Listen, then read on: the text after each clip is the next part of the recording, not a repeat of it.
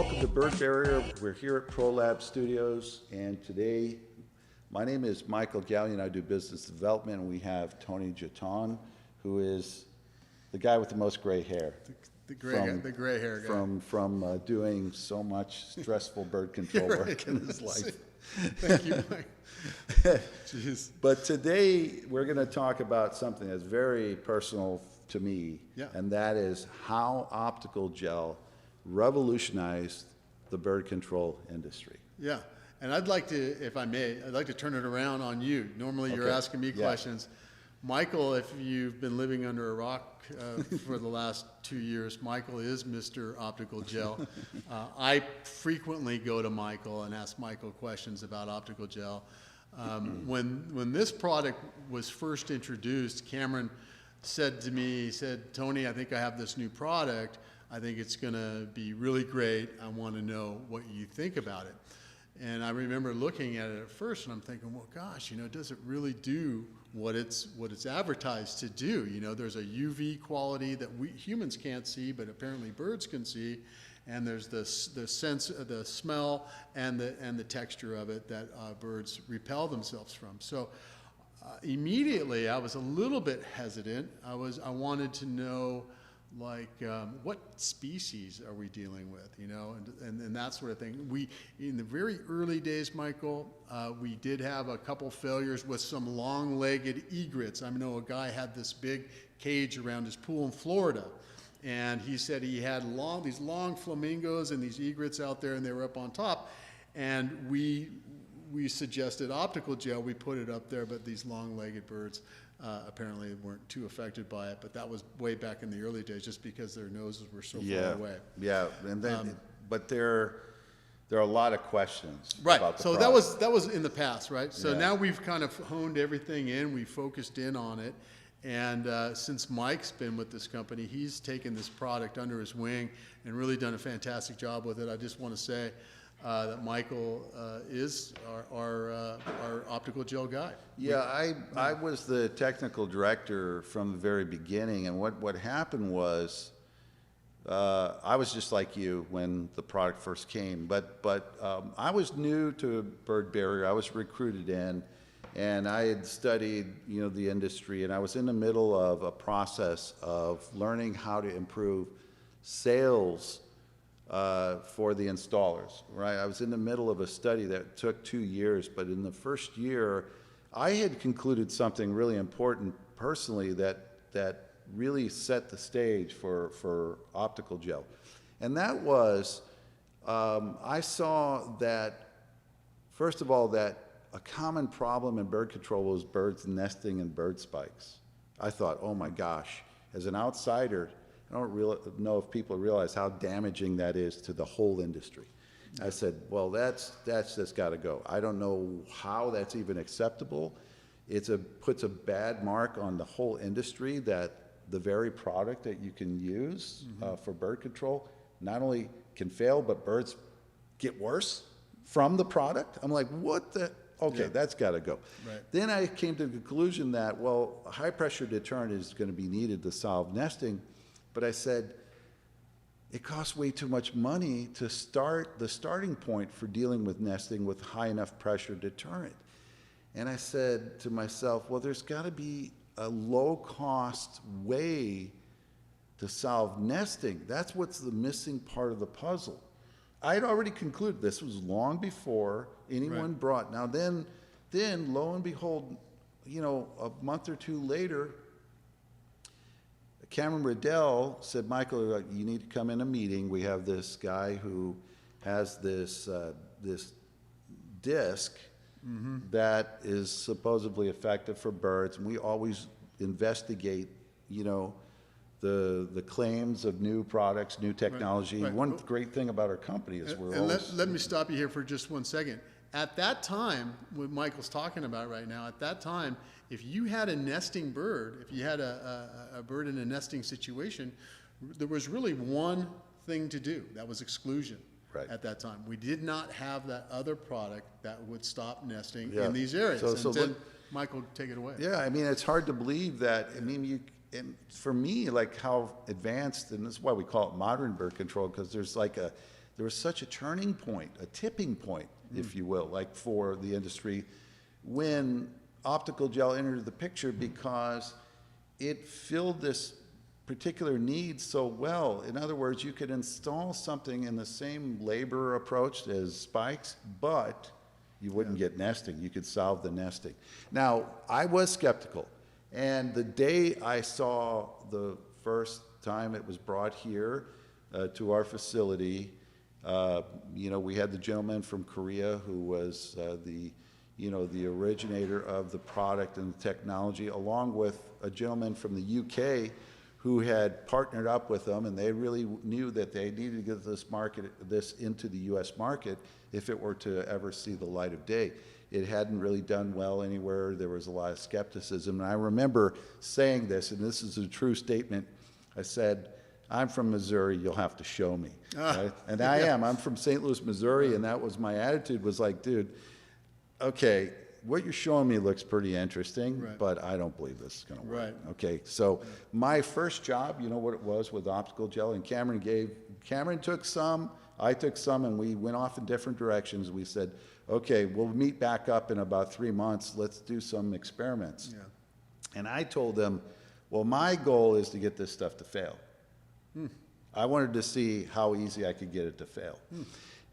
But I said, but what we can't do is not follow the instructions that he specifically gave us, and that was this. Number one, you have to clean it up properly. You have to pre-treat the area, not just with some, soap and water, or rinse it off with a hose, leaving residue behind.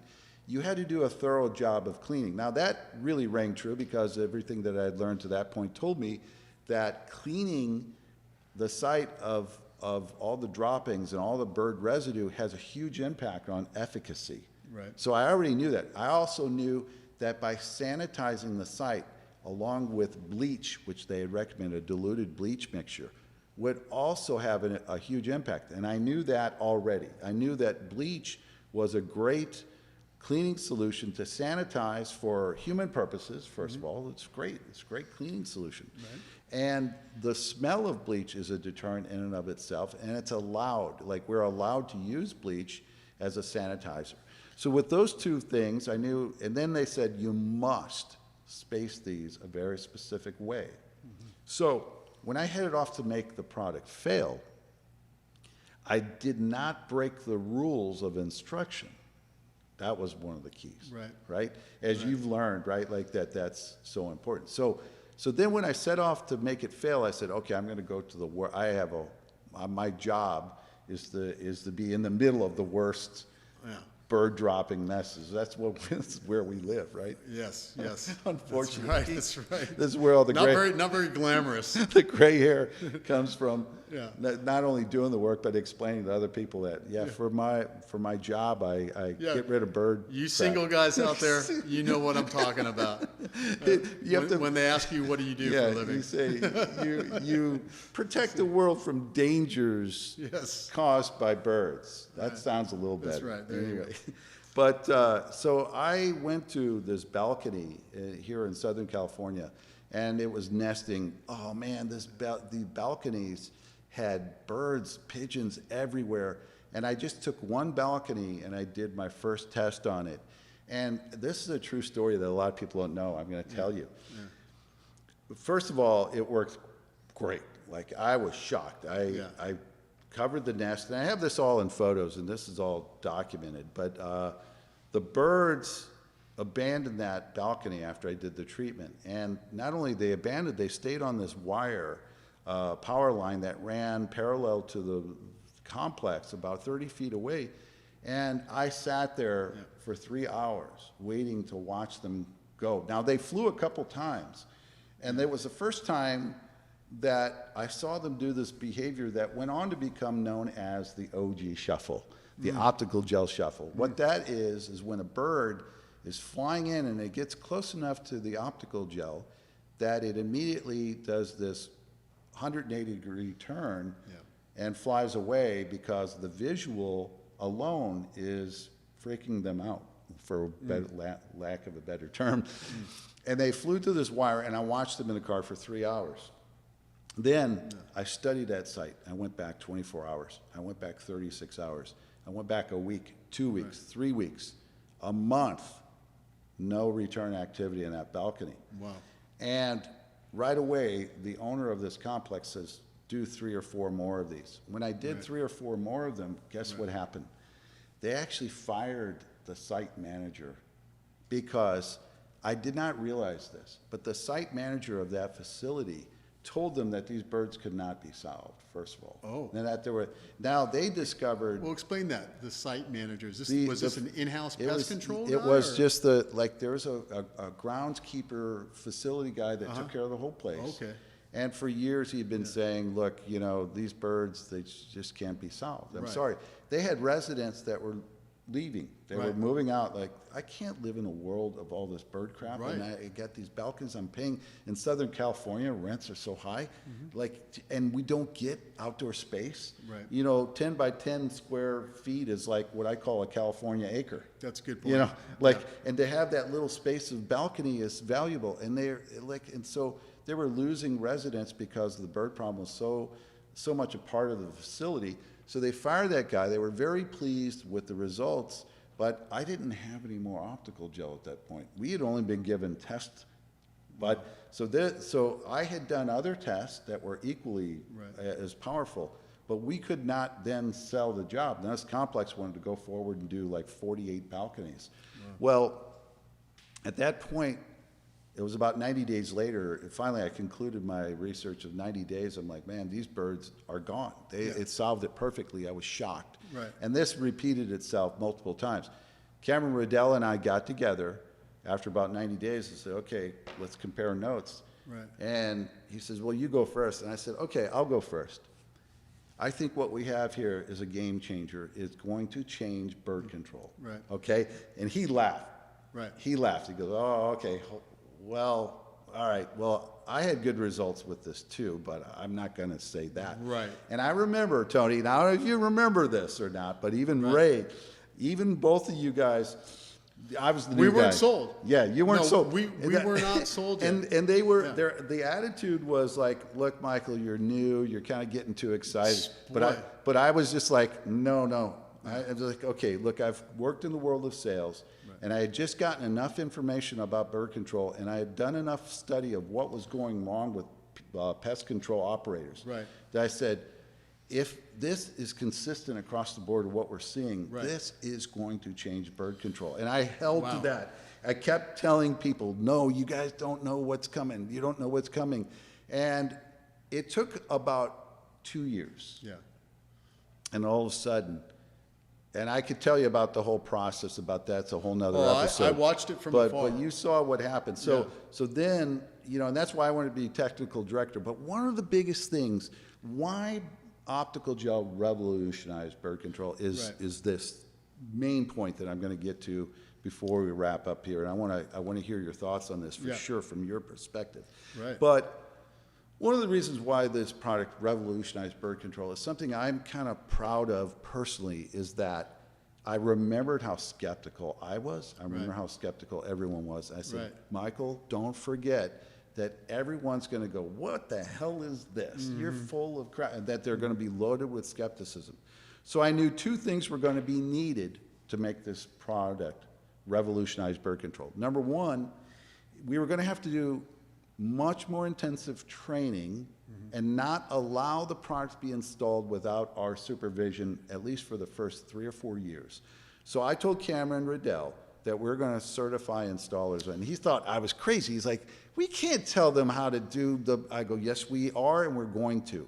We are going to not allow this product to be, because it's so easy for it to fail. Like you mentioned, when you got it in the hands of a guy and he starts using it on egrets or whatever, that's not what this product is about. Right. It is about the most common invasive species like pigeons, sparrows, starlings.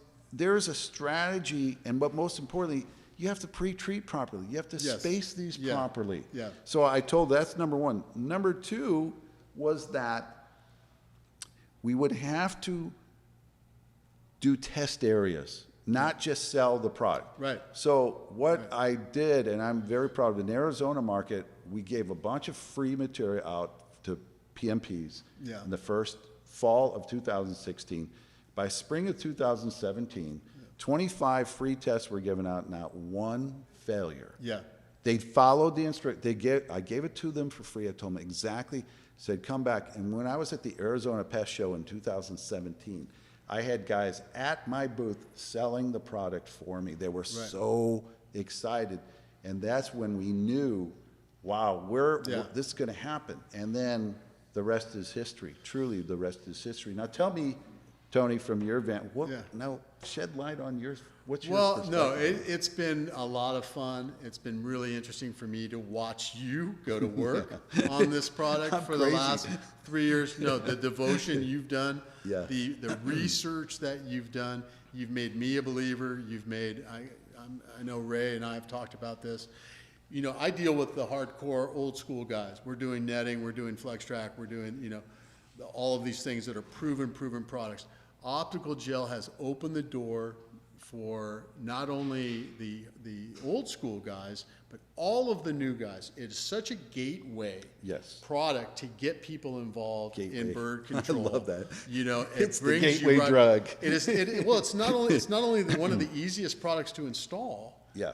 But it's the most effective. That's the beauty. You know what I mean? Oh, well, super easy. Here's the three-headed monster about optical gel. The two that you just mentioned, easy to install. Right, very effective. Right. But here's the thing, lower cost. Right. Lower cost. Now, it doesn't cost, like some people will say, oh, $3 a disc, that's kind of expensive. Can we get it for $2? Dude, you don't, no, come on now. There's a lot of science in this. This is not just something that grows on trees. Right. And you just pick them. Like, there's a lot of process to the science. There's a lot of technology that went into it. Right. But using it properly, it's one of the most profitable tools you'll ever have. Absolutely. You got to use it properly. You don't just shotgun it all over the place, and you don't just put it on top of bird crap and expect it to work. The thing is that lower cost has as much to do with the labor to install as it does to buy the product. Yeah. Right? And then using it sparingly in a right strategy on nesting areas effectively makes it really good. Though another part of the revolution of it, and this is a term that I love because it came up through the process of evolution. You know where optical gel got its real start was that it solved what we called no decisions. So what I mean by that is there are a lot of guys that go out and they propose big bird jobs. It could be big netting projects. It could be whatever it is.